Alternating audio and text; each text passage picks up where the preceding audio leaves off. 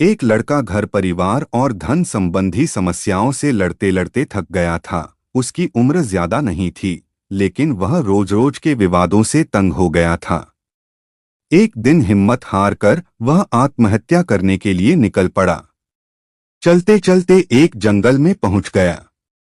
जंगल में काफी दूर चलने के बाद भी उसका मन शांत नहीं हुआ। जंगल बहुत ही घना था। वहां जंगली जानवरों का भी खतरा था। तभी उसे एक छोटी सी झोपड़ी दिखाई दी। लड़के ने सोचा कि इस घने जंगल में झोपड़ी बनाकर कौन रह रहा है। अपनी जिज्ञासा शांत करने के लिए वह लड़का झोपड़ी की ओर बढ़ने लगा। झोपड़ी के पास पहुंचा तो उसे एक संत दिखाई दिए।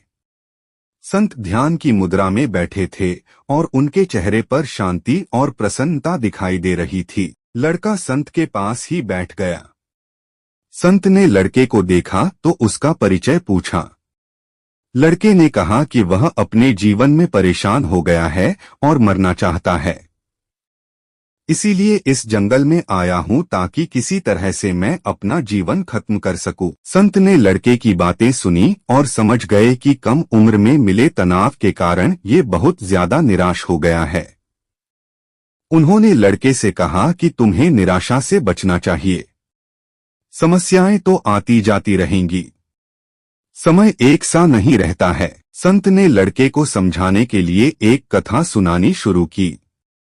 संत बोले, एक छोटे बच्चे ने एक दिन अपने घर में बांस का और एक कैक्टस का पौधा अपने घर के आंगन में लगाया। उसका बागवानी का नया नया शौक था। बच्चा रोज दोनों पौधों की एक समान देखभाल करने लगा। रोज सुबह शाम पानी देता, धूप छांव में पौधों का ध्यान रखता। काफी समय बीतने के बाद कैक्टस का पौधा तो पनप गया, लेकिन बांस का पौधे में कोई बदलाव नहीं दिख रहा था। बच्चा सोचता था कि कैक्टस को पनप रहा है, लेकिन ये बांस के पौधे को क्या हो गया है। बच्चा रोज ये बात सोचता, लेकिन वह निराश नहीं हुआ और रोज दोनों की पौधों की देखभाल करता रहा। थोड़ा और समय निकल गया, लेकिन कैक्टस की तुलना में बांस का पौधे में संतोषजनक प्रगति नहीं दिख रही थी। बच्चा अपने मेहनत में लगा रहा।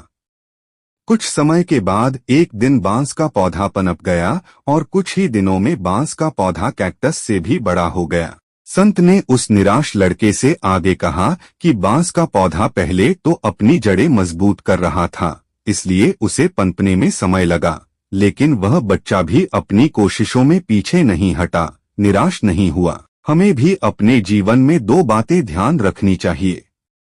पहली बात तो ये है कि हालात कैसे भी हों, सकारात्मकता और धैर्य न छोड़े। दूसरी बात यह है कि पहले हमें अपनी जड़ें मजबूत करनी चाहिए।